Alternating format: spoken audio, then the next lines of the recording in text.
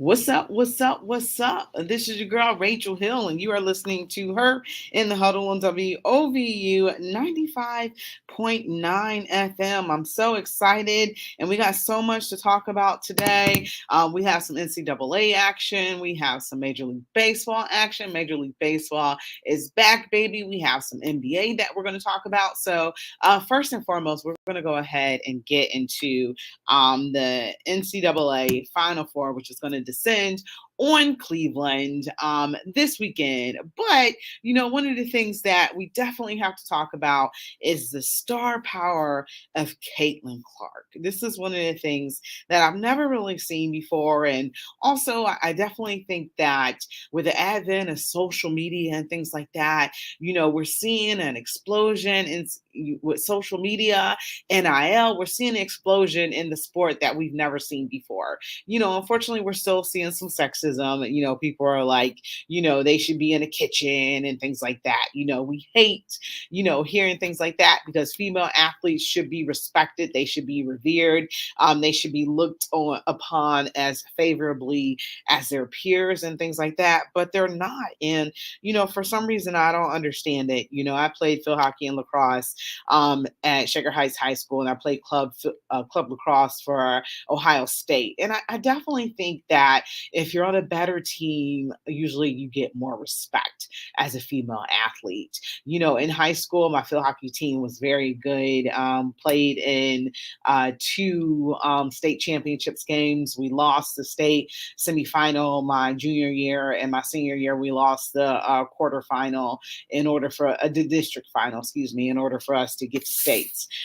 So that's one of the things, that happened when I was a high school athlete. And, we had a lot of accolades because we were a very good team and we were coming off of a state championship in 1991. So we were treated with a lot of respect at our high school. We had some good other sports teams, but, we were treated with a lot of respect because we had won a state title and we had some pretty good athletes. So we didn't really have that issue. And when it came to lacrosse, back then, before the state tournament happened, it used to be the best out of, so for lacrosse, our championship was called the Midwest Tournament. So it was the best out of four states. So it was the best out of Ohio, Michigan, Pennsylvania, and what was the other? Ohio, Michigan, Pennsylvania, and New York for those teams that chose to participate in that tournament to determine the champion. And Shaker won that three times when I was there. We lost our senior year in that championship game. So our lacrosse team had a lot of respect too.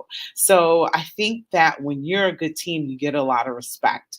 And when you're a good player, you get even more respect. And Caitlin Clark, some would argue that she is not the best player of all time. There has been some athletes that have came before her, and she doesn't hold the official scoring record. That people say that there are other athletes other basketball men and women basketball players who have those scoring titles, and they happen to be black. I don't have the names right now. I'm sorry about that. But you can't deny the unbelievable star power that she brings with her, and it's just amazing. Something that I've never really seen before on this since I've been watching college sports, and that's been a long time for me. So I've been watching since I was a preteen. I do remember watching the championship game between North Carolina and Michigan, and I remember, Chris Webber calling that timeout. I love sports then, but I wasn't watching like I watch now. So I definitely do remember that, and I hate to say that I was actually rooting for Michigan, but I didn't know any better at the time. I guess when you're a young kid, you're not really aware of the rivalry. My dad wasn't watching Ohio State. I watched Ohio State more than he watched Ohio State. So I wasn't aware of that rivalry. So, I was rooting for Michigan at the time, which I'm very embarrassed to say. But that brings me back to my point, just the star power that Caitlin possesses, and that, it's an unprecedented level before we get to that game last night. She was just amazing. But, she has NIL deals with State Farm, and that's one of the biggest insurance companies in the world. So that commercial played a couple times last night during the game. But Caitlin Clark has brought a whole new level of to basketball, and you've seen it before. Um, you've never seen anything like this. And, UConn has been a good team. You saw it with Tennessee and stuff like that. But an individual star with the star power that Caitlin Clark has, you've never really seen it before. And she's good for the game. Whatever it takes for people to watch women's sports is all about that. So I'm happy that she's here. I'm happy that she's good. I'm that people are paying attention and watching, because those Final Four tickets, yesterday I was checking and they were about $300, $400. And last night, after the Iowa Hawkeyes won, they're almost $2,000 now for the Final Four. So, that's just crazy. And that just goes to show, I don't know if men's tickets are selling out like that, but that just goes to show for sure, there's been dynasties, and the Hawkeyes do not have a dynasty, but they have the player, which, has really put their program on the map, put the sport on the map. And, I'm just excited for it that this is this much excitement for a women's game of any caliber. Hey, Sapphire, how you doing today, sweetheart? Tika. What's up, Miss Rachel Hill? I'm good. How are you? I'm doing great, actually. Fantastic. I was listening to what you were saying. I totally agree with you that while Iowa doesn't have a dynasty, they have a phenomenon, a female phenom, if you will, that is just take out the personal, political stuff. She is phenomenal for the women's college basketball game. Hmm. Yeah, I love it. I've never seen anything like this. There's been some, amazing players, Cheryl Miller, Samika Randall, Cynthia Cooper, but I've never seen, anybody, pay attention to basketball like this. And it's just, amazing for the sport, and she kind of has a cult following. Absolutely. And deservedly so. Who doesn't like the story behind the athlete, right? From when she was a little girl coming up, and through video, you can kind of see her evolve into not just another great basketball player, but a phenom. It's her identity, it's her everything, it's her DNA. I mean, and the impact that she's having on young girls, that the data is clear. Girls that get into sports at a younger age are less likely to wind up in abusive relationships. They're more likely to become business people and leaders. So I just think about this, with as polarized as we are as a country, for many different reasons. She is, for me, a breath of fresh air and a symbol of what human beings can aspire to when they commit themselves. Yeah, absolutely. George says, it's been a long time. Iowa and LSU played a gem of a game last night. Get the checkbook out if you want to see Caitlin Clark play here in Cleveland.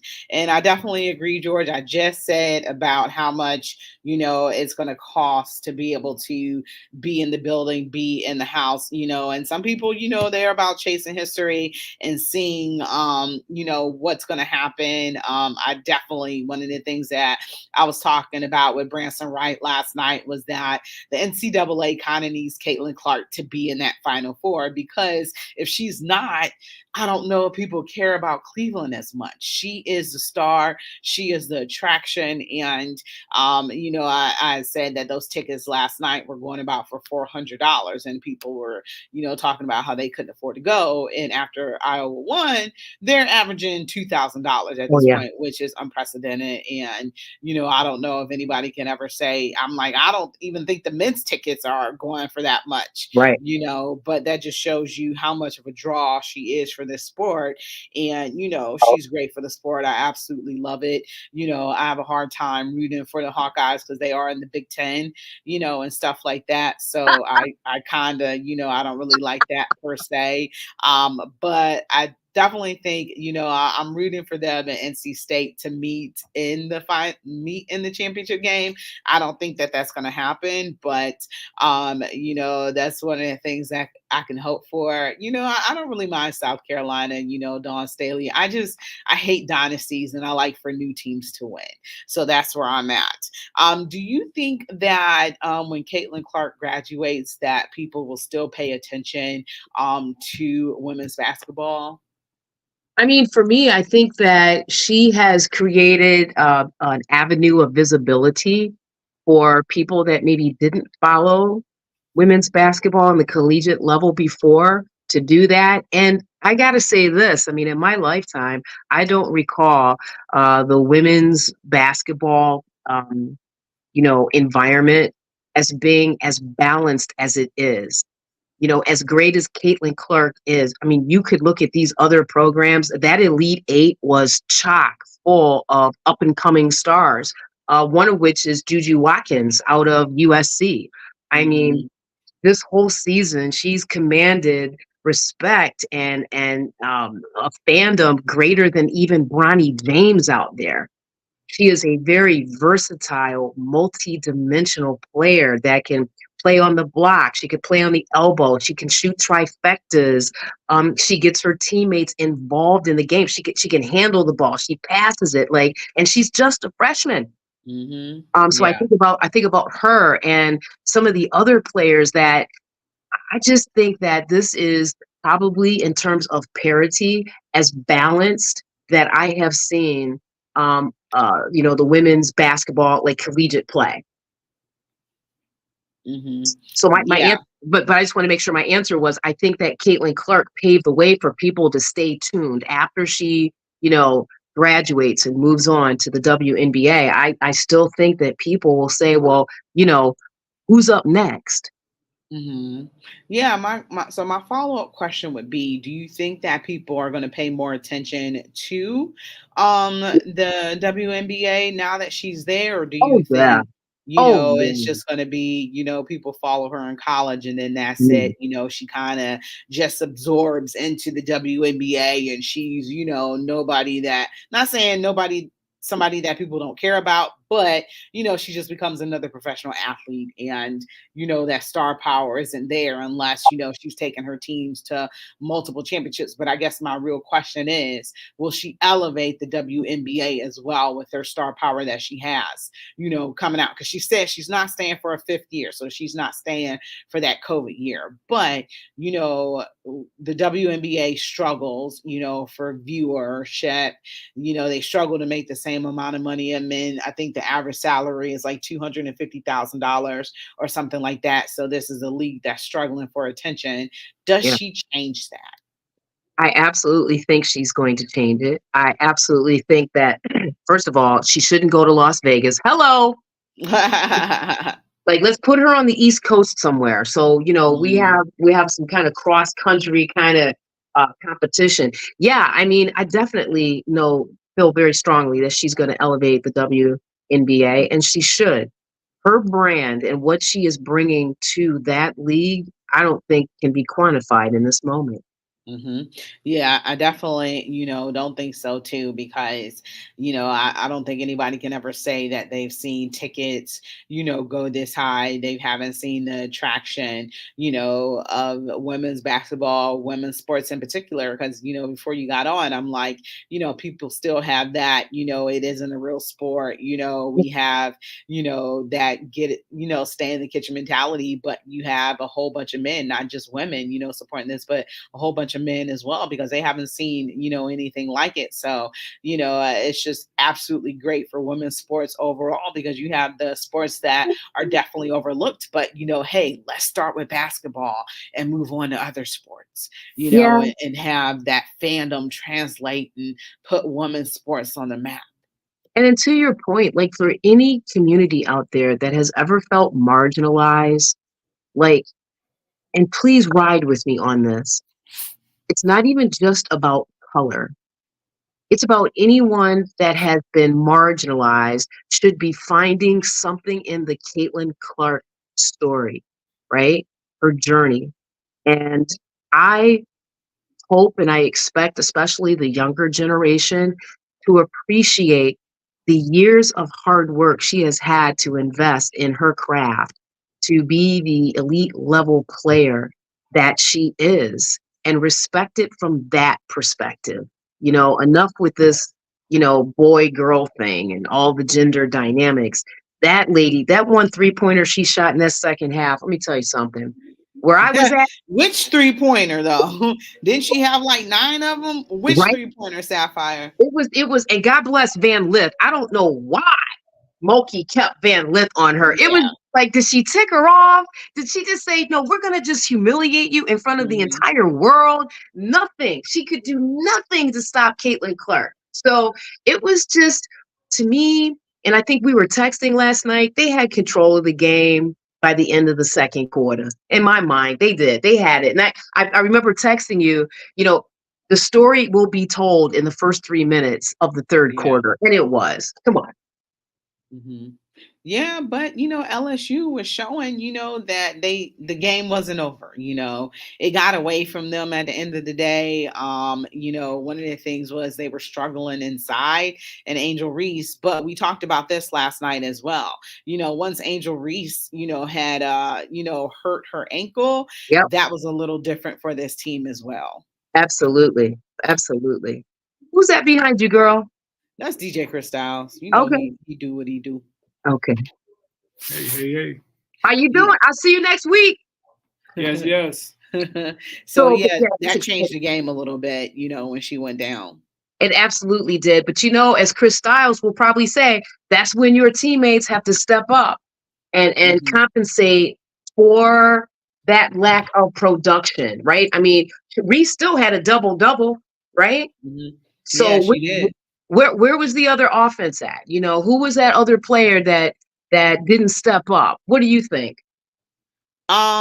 What's her name with the hyphen in her name? The Flojo, is that the one you're talking Yes, Flojo. Thank you. Yeah, she tried, but also one of the things was she was in foul trouble too, because about? normally she would have been on Caitlin Clark because she's one of LSU's best defenders. But with her getting in foul trouble, she wasn't able to, defend Caitlin as much. Because remember, Caitlin Clark did not look good in that first half. She had a couple of 3-pointers, but she also had a lot of turnovers, and things like that. So she wasn't looking like the Caitlin Clark that you normally see out there.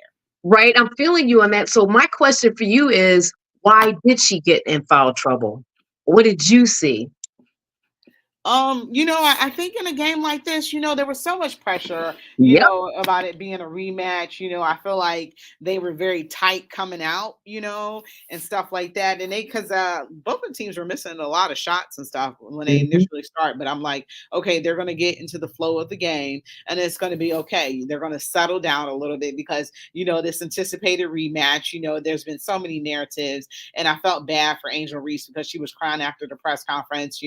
She just, she says, I'm a competitor, and, the death threats and people talking about her, there's always a racial element to it as well, because that article, we're going to get into that because we're going to Yeah. take a break. But, Angel Reese has just been villainized. And that's one of the things LSU said, that they're the villains. So, I think that it was part of that, but you knew that they were going to settle into the game. Caitlin Clark was going to get those foul calls. So, Flojo had to be careful with how she played defense. And it's like one of the things where, okay, do you just let Caitlin Clark go off and then you let everybody else from Iowa, earn their points as well? Because there's not much you can do about Caitlin because she was jaying it from beyond the NBA 3-point line. So it's just like you let her go off and get her points and then you defend everybody else. So I think that's one of the things as well that they had to deal with too. So um, it was hard. It's hard to guard her. You know what I'm saying? Then you don't want to step out on the perimeter and, foul her while she's, making a 3-point basket.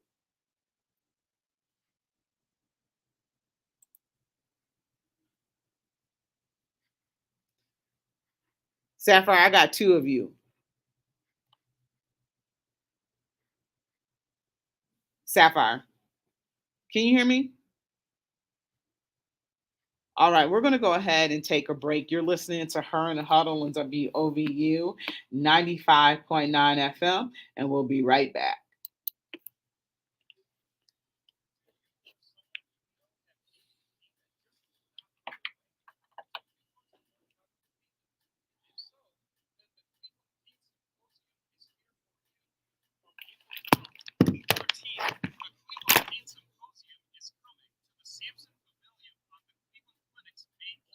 Girl, I can't hear a word you saying because you came in twice.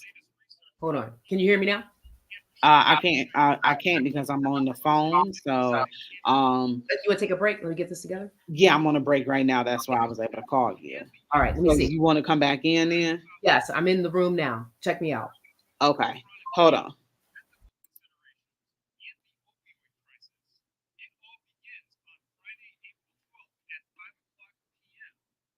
Okay. Hello? Hello?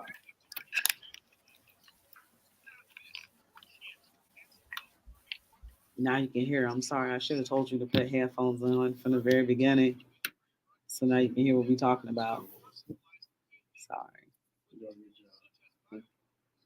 Appreciate it. Maybe you my good luck charm. I said maybe you my good luck charm. Good luck charm. Maybe I do better when you're around. I feel the pressure. Uh-huh. Absolutely.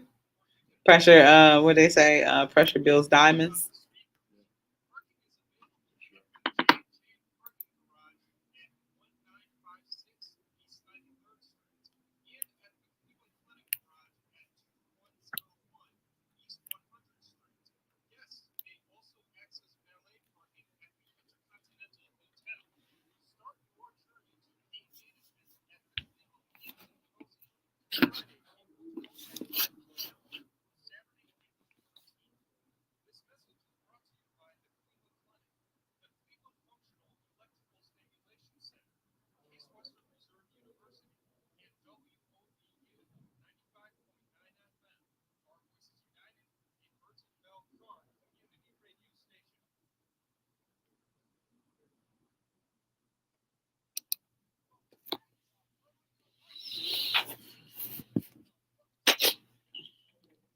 All right, welcome back to Her in the Huddle on WOVU at 95.9 FM. Make sure you guys keep it locked here on your regular radio dial at 95.9 FM.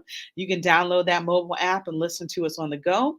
You can also, besides download that mobile app, you can also listen online at WOVU.org, and you can always contact the station with any questions, comments, concerns at 216-271-0959. I am here with Sapphire. We got some comments that we're going to read that George said. But Sapphire, I want you to finish your point first that you were saying going into break. We were talking about Flojo being able to guard Caitlin and getting in the early foul trouble and the flow of the game when it initially started.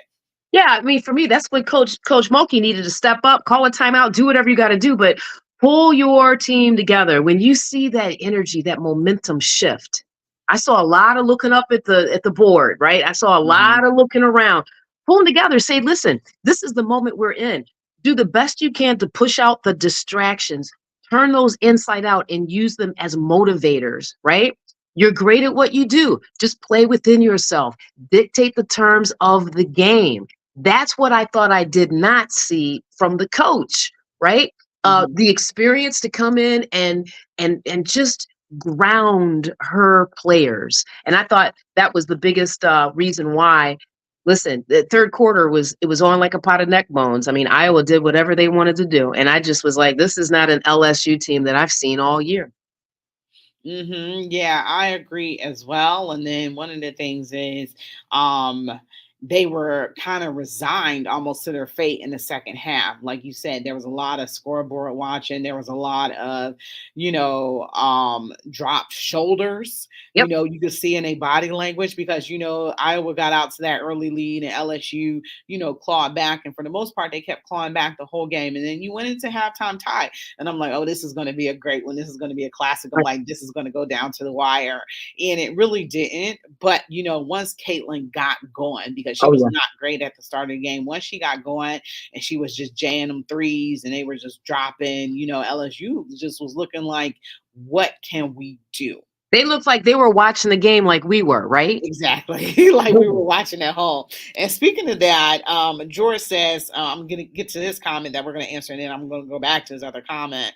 But George said he just read the Hollywood Reporter, and that last night's game from Iowa LSU basketball set an all-time viewer and ratings record for ESPN and women's basketball, with over 12 million people watching, larger than the game when Cheryl Miller was playing for USC. That's right. That's right. I can believe it. Congratulations, NCAA, baby. And then you just think about, how viewership, they're not even talking about online and all the people who pay for ESPN and all that other stuff. We're not even figuring in social media that didn't exist, when Cheryl Miller was playing and stuff like that. So these things are all time high as well.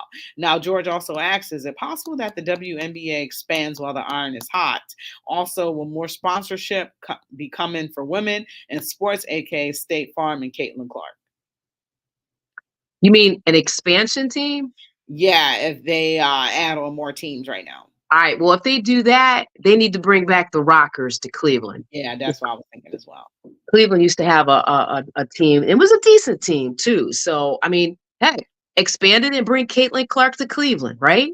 Yeah, that would be too much like right. That would be awesome. That's But good. yeah, George, it takes a couple years for that to happen. So yeah, definitely If the not going to city's be. already had one, it would still take that same amount of time. Yeah. I mean, it takes a couple years for that stuff anyway, because they have to decide where they're going to do it and all that other stuff and all the logistics that go into that. So, it would definitely be great to see, but, I definitely don't think that you're going to see Caitlin Clark suiting up for a women's NBA basketball game in Cleveland as a member of a Cleveland basketball team. So, that'd be great, but, it's not going to happen. So, that's a dream case scenario. So did you get a chance to look at that Ben Blotch, story really quickly? Yeah, I did. And I mean, my biggest takeaway was that writer's trying to save his job. Yeah, the Straight apology up. that he put out, he knew exactly what he was doing. You're a journalist, know your words, use your words, and words matter. So, calling Iowa milk and cookies, and pretty much, calling, LSU, spicy and all that other stuff. You're aware of those, Southern Jezebel, connotations and slurs and stuff like that. So, my understanding is, you knew what you were doing, you know what you were saying. Now you're trying to save face because people were calling for your following. And that just goes down to the racial element as well. I think that a lot of America is following, and obviously, people, when they say racial statements, they say I'm not racist or anything like that. But I think one of the reasons that Caitlyn has a cult following is because she's white as well too. So you definitely have to. I think it's just a fact where people weren't. Basketball is known as a Black people sport, but when you have a white player in there and they succeed, that's another. That's a great thing as well, because we want all athletes to succeed. But she's being pushed a little different than other athletes as well. And she comes from the Midwest. We all know that everybody in the Midwest works hard and stuff like that. But I definitely think that that cult following has developed because she's like that all American girl that people can get behind and stuff like that. I mean, I would agree with that 100%. It's the history of our world, not just our country. Race is an issue wherever you go in the world, not just with Black people, but with certain Pan Asian people, Arab people. It's just what it is. And I think for me, one of the silver linings of this story is what their teammate Van Lith said. And here's a blonde Caucasian woman standing up for her teammates and calling out this sexist and racist reporter. And it to me was as dark as you can get when you talk about these are just kids, they're babies, right? Mm-hmm. They haven't even begun to live their lives. All they've only known is that camaraderie that you feel with your teammates on the court. They're not thinking about that. and they have an adult come in and weaponize nomenclature, and you could tell that it affected them. It's like another a phase of losing their innocence, right? But I Mhm. thought Van Lith was just a wonderful, fresh perspective in terms of calling out the obvious intent of that article. And to me, that was a silver lining. And there's hope for their generation that, this whole topic of racism will be addressed in some way. So, yeah, I thought that was just very eloquent of her to share her comments about it. Yeah, can you tell the listeners what she said? If people aren't listening, Yeah, if people so didn't get a chance to follow it. right. She just said a lot of people that are making those comments are being racist towards my teammates. And, Mhm. I'm in a unique situation where I see with myself, I'll talk trash and I'll get a different reaction than if Angel Reese, who is Black, talks Mhm. trash. And then she Mhm. goes on to say, some of the words that were used in that article were very sad and upsetting. And, I actually didn't want us to read the article before the game because hearing stuff like that, it's not right. And it's not Mhm. that type of description of us isn't always motivating. I mean, I just thought, wow, that just put the period on the end of a sentence because she's not the only young Caucasian woman that feels that way. And it's great to hear those voices amongst this thunderous crap that this reporter put in this article. I thought that was very refreshing. And she already had my respect because anybody that can run up and down the court like that, Rachel, and jump around and shoot that basketball, is a heck of a lot better shape than I am. But for me, I'll never forget her because of that. And that's what allyship is all about. So, thank you to her. She struggled last night. But all of LSU struggled as well. George says, by the way, we could work for the LA Times and write better than that Jack Butt did with his gem of an article. So, Yep. everybody, tries to villainize, LSU because the majority of players are Black. And, one of the things is Angel Reese, because she was, doing a little, I wouldn't say trash talking, but a little being competitive on the court. And okay, maybe it was trash talking, but she put her hand up for rings in front of Caitlin Clark's face. And people are calling her a thug, and you know what that means. Oh, That's the yeah. equivalent to the N-word. So it's Yeah. just like, when other players talk trash and stuff like that, it's beloved, but because Angel Reese was doing it and backed it up, she's the N word, which is just really sad. And, It's so obviously, we sad. know that racism isn't going away, anytime soon. So, Sapphire, we're going to go ahead and take a quick break and we'll be right back. So, you are listening to Her in the Huddle on WOVU 95.9 FM. We'll be right back. Damn it, I forgot to record the show. I said I forgot to record the show. Record? Or to have it saved? What do you do that for? Just so you have them all saved? And then I can also splice together a tape. Oh, I see what you're saying. Just do your best to make sure. Record it. Yeah. Make yourself have two really good shows. Yeah, because this is a good show so far. Yeah. Yeah.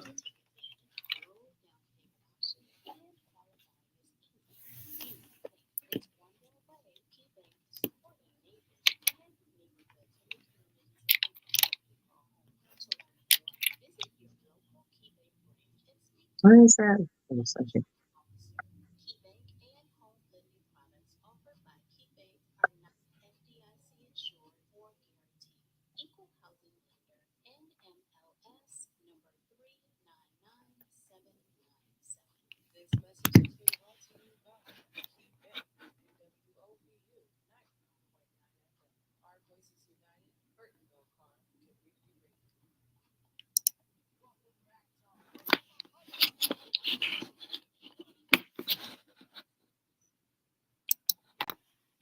All right, welcome back to Her and the Huddle on WOVU 95.9 FM. This is your girl, Rachel Hill, the First Lady of Sports, and I have Sapphire here right with me. We were talking a lot about the women's game. We were talking about the NCAA Final Four and the impact that Caitlin Clark has had on the game, which has been astronomical. And I want to throw LSU to that. South Carolina has just kind of, been winning quietly, winning under the radar. So nobody really, cares as much. And I guess, that was because there was so much drama, last year between Iowa and LSU and the championship game and stuff like that. And the Angel Reese versus, versus Caitlin Clark. So there's a lot of attention drawn to that. I'm surprised that they were in the same bracket, which I really don't like. I really would have loved them to face each other in the Final Four. I think because, last night could have been the national championship because, depending on how, University of South Carolina comes out, they might just dominate and, those be boring games. You don't want them to be boring games. NC State is an upstart, as far, not an upstart, but, one of their first times being here. And, I just, shout out to North Carolina State. Oh, yeah. Men's and women's basketball team for making it to the Final Four. Shout out to UConn. It's been done before with UConn. But shout out, to their teams. I'm rooting against both of them. But shout out to their teams for making it to the Final Four as well. You don't see that too often in school history. And, some of these, they don't have good football programs. So, football programs dominate. So all you hear about is their basketball team. So, whatever way we can call attention to the sport, it will never dominate. Basketball will never dominate football. It all just depends on the country where you are. But, shout out to what they're doing, with both of those programs being in there. In North Carolina State's, both programs were long shot and higher seeds to make it, but they did. So I think that, that's a wonderful thing. Yeah, I mean, I'm so old. I believe it was Lorenzo Charles that won that 1983 NC State final game. It was With crazy. Jimmy V as a coach. Yeah, right? And I'm just thinking, doggone, how many decades ago was that? But yeah, I mean, props to both programs. And I think that's a real matchup for South Carolina, by the way. Like NC State is not going to be a walkover. And to be honest with you, when I was thinking on it, South Carolina has that Chloe Kitts, and she's Caucasian, but I'm telling you, she's got nothing but upside potential. I could see this next game being a coming out party for her. It's just a feeling that I have. But between the two games, I'm looking at that SC game as a potential upset. Okay. And I don't want to say that because my girl, I love me some Dawn Staley from North Philly. Hello. But yeah, that could be a potential upset. So Iowa beat South Carolina last year, right? Mm-hmm. In the Final Four, right? Was it them? Yeah, because they went on to play LSU. Yeah, so I called that with Eddie. Eddie can verify that I actually called that game, and I said said Iowa was going to beat South Carolina, and that's exactly what happened. So I needed to clarify and make sure that that's what happened, but it actually happened. One of the things that I observed was, South Carolina, because what Cardozo like 6'8" or something like that. Yeah, like 6'6". Yeah, yeah. Yeah, they have trees, in the paint, but I wasn't seeing, too many outshot shots for them. So, in the low block area, they're a fantastic team. But, when it comes to shooting, I'm like, if you get somebody that can outshoot them, that's a way to beat, a University of South Carolina. So let's just say hypothetically, Iowa does get past UConn, which is going to be a great matchup with Paige Buchers. Stuff like that, another ally, because was it 20?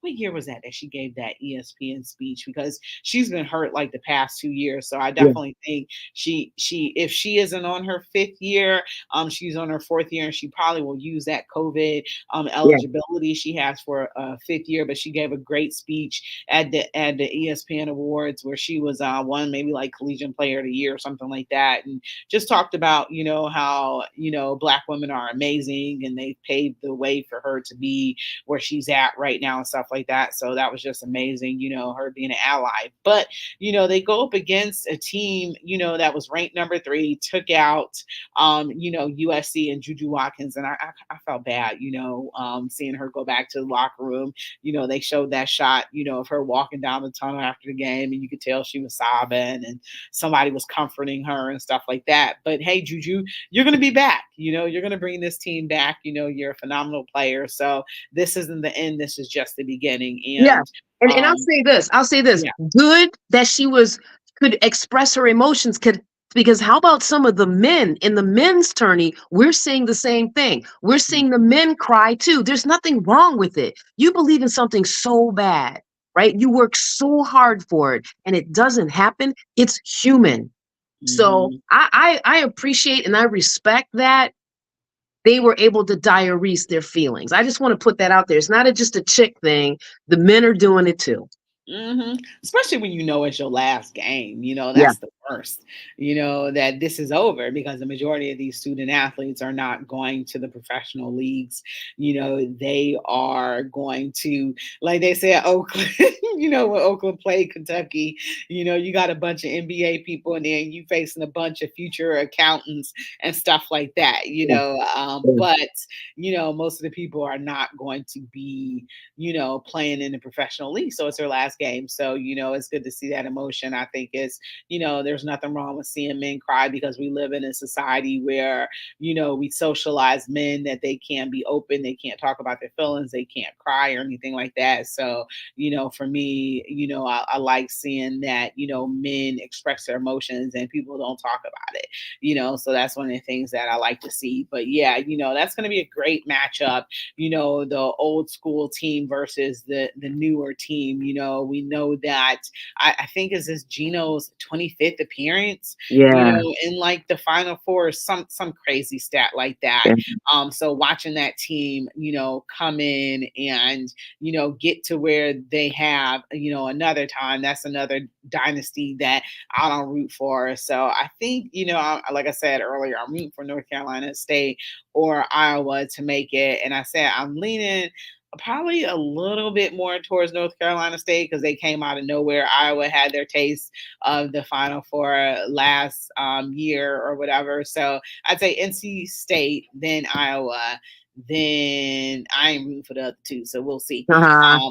But the NCAA also needs Caitlin Clark to play in that final game as well too. But I'm looking forward to that matchup. That old school team in UConn facing the shooting of Caitlin Clark. And if you can't defend that, you bet you can forget about it. Yeah, I would agree with that. But I actually think if UConn, which they should beat Iowa, okay, because I think they're a more well-rounded, more balanced team, more balanced squad. I still think we're still going to get high viewership because of Paige. You know, she is to me the most underrated college basketball player out there in this season. Um, so yeah, that's my thoughts about that. And I just want to do a quick shift back to South Carolina to your point. The reason why you called that upset last year, I believe that's one of the reasons why Pow Pow is playing on the squad now because she will bring that outside shooter expertise to South Carolina. It's going to make for a very nice game. But to your point, if North Carolina State can be a little physical and they could dictate their will, that's the upset for me. hmm Yeah, because you're gonna get them points inside the paint. So just know you're gonna be giving those up. So you need to have a great shooting day when you go up against South Carolina because you're gonna get out rebounded on the defensive rebounds, on the offensive rebounds. Cardoza is going to plug it up, in their other towers that they have. But if you can shoot that rock, the rock is the football, excuse me. If you can shoot that, what do we nickname basketballs? I used to call it the Rock. What is the new term now? I don't know, girl. But so Okay. I'll go back to what I originally said. If you can shoot that rock, I think you stand a great chance against South Carolina and being able to pull a victory. So I think that is, going to be good for NC State if they can do that because no team is unbeatable. No team And is South unbeatable. And it's and Go ahead. Sorry. For me too, it'll be interesting to see how Cardosa manages her emotions in this game too.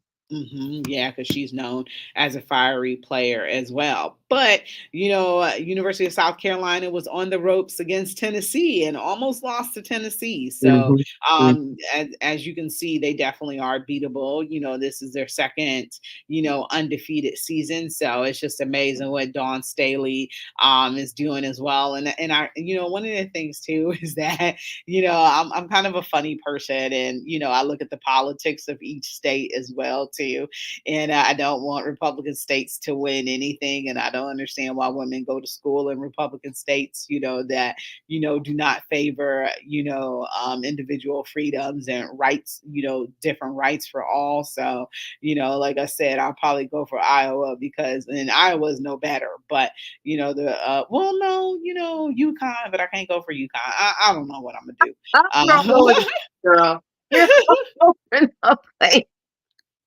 I know I don't know what I'm gonna do now. Now that I think about it, so I'm kind of in a quandary. I really can't root for nobody. I guess, huh? Three Yeah. Republican led states, so But I yeah, tell you, I it's don't know just what I'm gonna do. I guess for me, number one, of course, again, South Carolina. I'm a huge fan of Dawn Staley, but for me, I'm rooting for the NCAA, the women's Yeah. tournament. This is, Hmm. is just such a unique time in my decades and thinking about where this thing started to what it has become in this moment. It's just a privilege to be able to watch it as a sports fan. Yeah, I want to check and see how much these tickets are going for. Um, I can't see right now. Let me And go while to. you're doing that, I see that Cardosa, was it yesterday, declared for the WNBA draft. Okay. Yeah, so she's hey, playing for the national team. She's declaring for the draft. I mean, this is her next step in her basketball career. So, and that's the beauty of. I remember Dawn Staley talking about some of the touch points when she talks to potential candidates for her team. You want to come to a school that's going to prepare you to play in the NBA, WNBA. And I thought, wow. So we've already talked about the academics aspect of when you get that scholarship, which I would be in a straight up Republican state too if I was getting my college education paid for. But she's very clear that she's trying to prepare her players to be eligible to be players in the WNBA. To me, that's a coach. That's a brand. That's something that compels young high school players that are the elite level to say, that's where I want to go to. Just like with men's basketball, right? Mhm. So I just wanted to share that perspective as well. Yeah, we're going to go ahead and take another break, and then we're going to move to the men's. We're going to try to squeeze in some MLB action because the Cleveland Guardians have started their season. We're going to try to talk a little Cavs. So, great show so far, talking about the ladies and what they're doing. So, we're going to take a quick break. You're listening to Her in the Huddle on WOVU 95.9 FM. We'll be right back.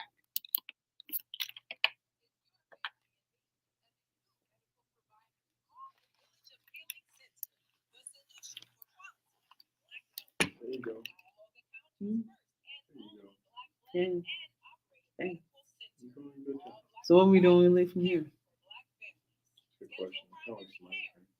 Some ice cream from where? Mitchell. Um, when you're giving out your opinion, know that it's your opinion, but do it for the audience. Don't do it for yourself. Okay. That way you won't be thinking about, damn, how do I feel? You're telling them how you feel like you do everything else. I'm supposed to be impartial, but I don't know how not to be. Just be like, just say something like, so I've heard. Or be like, it makes sense to others. Mm-hmm. Stuff like that.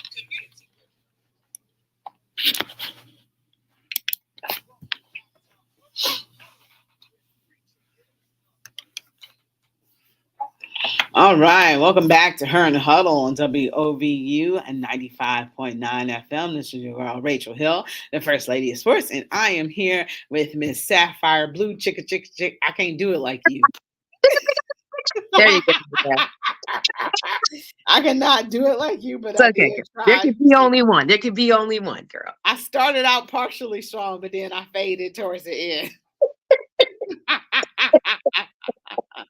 Yeah, so let's move on to the men's Mm. final four. So that is set as well. So that championship is going to be taking place on Monday. The girls is going to be taking place on Sunday. So the semifinals for the women's will be Friday. The semifinals for the men will be Saturday. So you have some heavyweights going at it. So you have UConn men's team who won the national championship.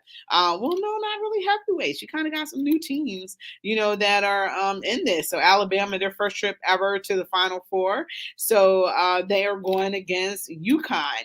And right now, can the UConn's men's team be stopped? I think they can. I think anybody is beatable. But, what do you think Alabama's chances against UConn are? I mean, if a couple of players break their legs, they may have a shot.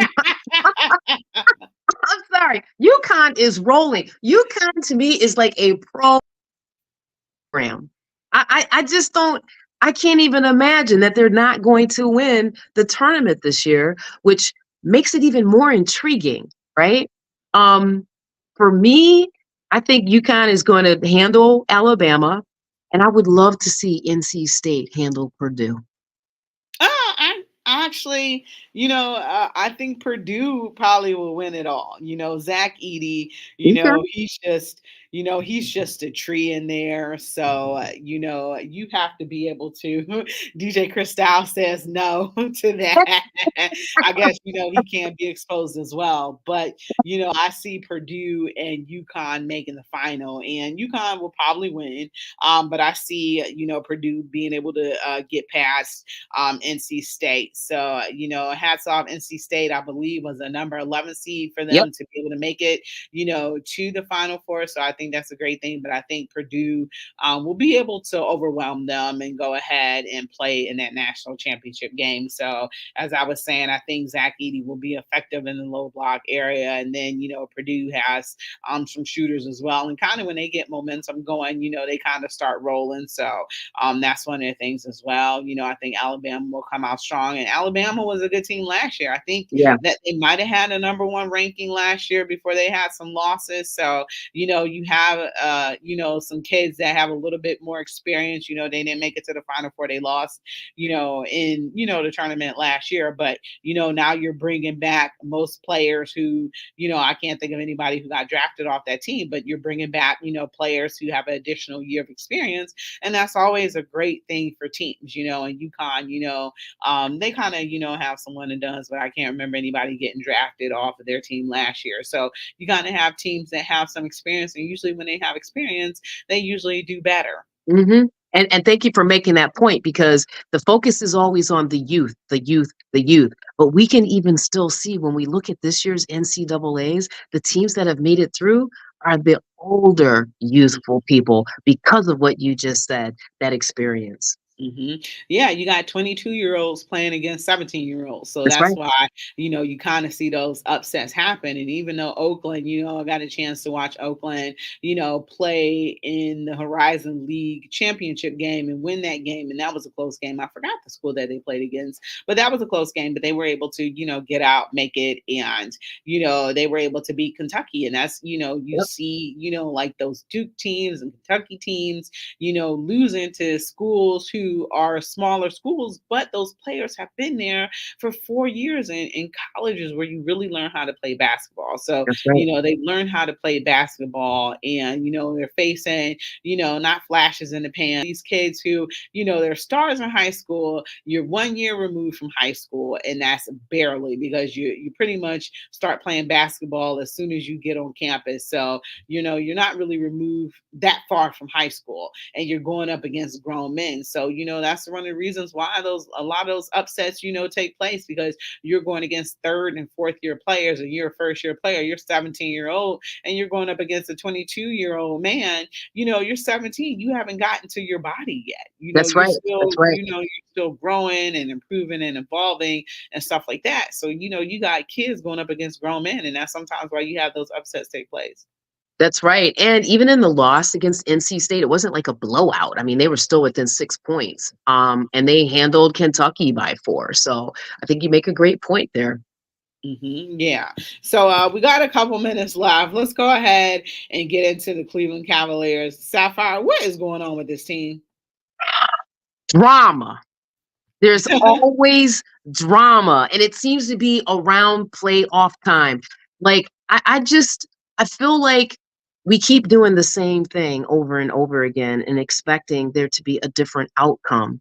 And yes, there's been some injuries, but we know under the surface, like there are some real problems. We have not come together as a team. And I don't know what the factors are. Maybe it's man stuff Chris Styles wants to comment on, but I just don't see how the Cavaliers are even going to make it through the first round at this point with the way they look right now, which would Hmm. be detrimental to, coach's future here.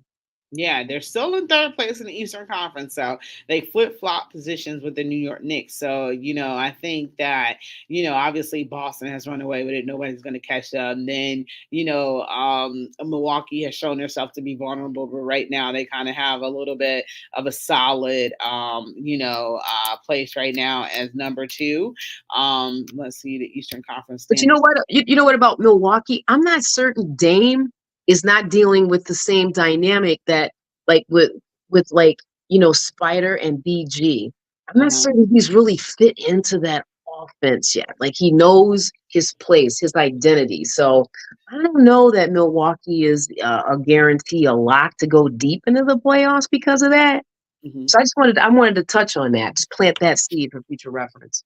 Yeah, we'll definitely get more into that, as our shows go on and we get closer. But right now they're holding on to that seed at their number three seed at 45-30 at a Mhm. 600 win percentage, and the Knicks are 44-30 at a 595 percentage. So I definitely think that the Cavs want to hold on to that. Well, obviously they want to hold on to that third, but I think it's better, as far as the team that they're going to be facing and things like that, because I'm kind of wondering, they're on a brutal road trip right now, and they play tonight. They play the Utah Jazz tonight, and Donovan is not playing. So I'm kind of wondering, do you shut Donovan down into the playoffs to give that knee a chance to rest? He played with a mask on because that broken nasal fracture that he had, but that knee is still a bit bothersome. He's not playing in Utah tonight. Usually players want to play in their old city to show their team, this is what you're missing. You shouldn't have got rid of me and stuff like that. But he's not playing tonight. Do you think that they need to just shut him down until the playoffs? My humble opinion a few weeks ago was just that. Shut them down, right? And I want to go back and plug myself here. Before the season started, we did a roundtable. Eddie, Willie, you're asking, and also Brandy, how many games the Cavaliers would win. I said 49. Look at where they're at right now with 7 games left. Like, and it wasn't like a magic pull out something from the bottom of the hat. It was understanding the dynamics that I saw between the coach and his starters and not being able to bring everyone together. This is a problem that has dogged the Cavaliers all season. So I just wanted to make sure I reminded folks of that. Yeah, last year I had them at 50 wins. They won 51. Woo, woo. There you So, go. okay, it looks like you might be right on target, but they got to get these wins. I don't know where these wins going to come from, Don't need. because, they're playing, they played the Nuggets. They got ran out the gym, I think, by 29 points. They played the Jazz tonight. It's always hard on the road. It's always hard on the, to play in the Western Conference on the road. It's just always is. Even though last year they had a good beginning of the season. It seems like normally they do that um winter trip to the Western Conference in the beginning of January. That's kind of changed. They're doing it more in the beginning of the season. So they did well in that trip last year. This year, not so much. So they play the Jazz tonight. Then they have a back to back with the Suns and Lakers on Sunday and Saturday and Sunday. And then they face the Clippers. So, you got to get those wins. They were one of the best road teams. But right now, with this team kind of ailing, you still got Dean Wade at back. You still got Dean Wade out, trying to figure out what's going on with Max. At 6:59. I didn't even realize that. Any closing thoughts, real quick, Sapphire? Yeah, the Yankees are going to go undefeated for the entire season. Ain't nobody trying to hear that. I'm cutting your mic off. You've been listening to Her in the Huddle on WOVU 95.9 FM. We are out of here.